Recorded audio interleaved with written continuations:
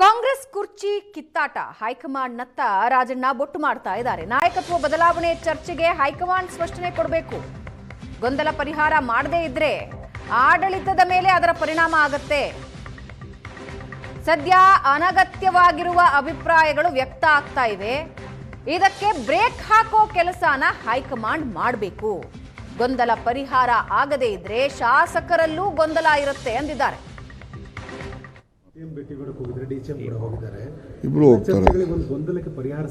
ಸಿಗಲಿ ಅಂತ ನಾನು ಸಿಗಬೇಕು. ಇಲ್ಲಾಂದ್ರೆ ನೋಡಿ, ಗೊಂದಲ ಪರಿಹಾರ ಈಗ ಶಿವಕುಮಾರ್ ಹೇಳ್ತಾರೆ, ಮಾತು ಕೊಟ್ಟಿದ್ರು ಅಂತಾರೆ.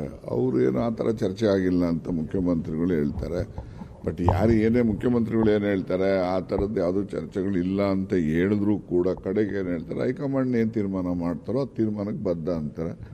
ಅದು ನೋಡಿ ಶಿವಕುಮಾರ್ ಅವರು ಕೂಡ ಹೌದಪ್ಪ, ಅಂತಿಮವಾಗಿ ಹೈಕಮಾಂಡ್, ಈಗೆಲ್ಲ ಹೈಕಮಾಂಡ್ ಇರೋದ್ರಿಂದ ಹೈಕಮಾಂಡ್ನವ್ರು ಏನಾರ ಒಂದು ಅವರು ಅಂತಿಮವಾದಂಥ ಒಂದು ಗೊಂದಲ ನಿವಾರಣೋಪ ಮಾಡಬೇಕು. ಇಲ್ಲಾಂದರೆ ಅಡ್ಮಿನಿಸ್ಟ್ರೇಷನ್ ಸಫರ್ ಆಗ್ತದೆ. ಮತ್ತು ನಮ್ಮಲ್ಲೂ ಕೂಡ ಗೊಂದಲಗಳು ಇರ್ತದೆ.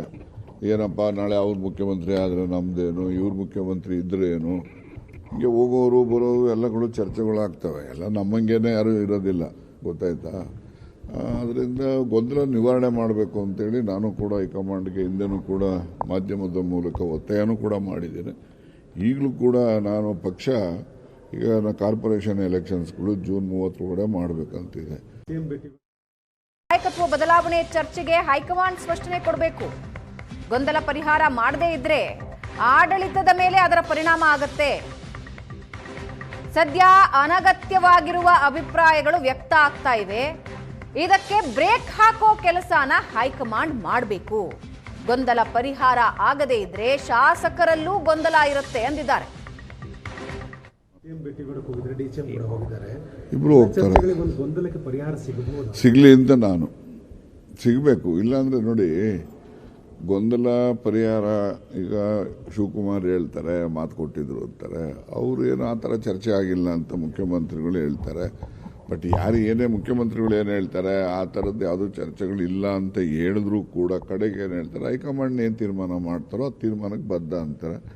ಅದು ನೋಡಿ ಶಿವಕುಮಾರ್ ಅವರು ಕೂಡ ಹೌದಪ್ಪ, ಅಂತಿಮವಾಗಿ ಹೈಕಮಾಂಡ್, ಈಗೆಲ್ಲ ಹೈಕಮಾಂಡ್ ಇರೋದ್ರಿಂದ ಹೈಕಮಾಂಡ್ನವ್ರು ಏನಾರ ಒಂದು ಅವರು ಅಂತಿಮವಾದಂಥ ಒಂದು ಗೊಂದಲ ನಿವಾರಣೋಪ ಮಾಡಬೇಕು. ಇಲ್ಲಾಂದರೆ ಅಡ್ಮಿನಿಸ್ಟ್ರೇಷನ್ ಸಫರ್ ಆಗ್ತದೆ.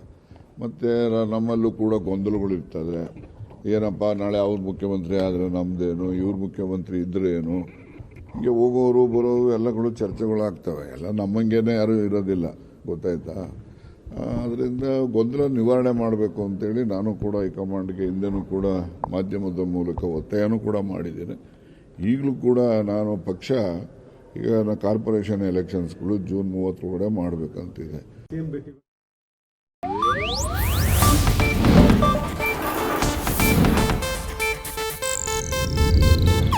ಇದು ಏಷ್ಯಾನೆಟ್ ನ್ಯೂಸ್ ನೆಟ್ವರ್ಕ್ ಪ್ರಸ್ತುತಿ.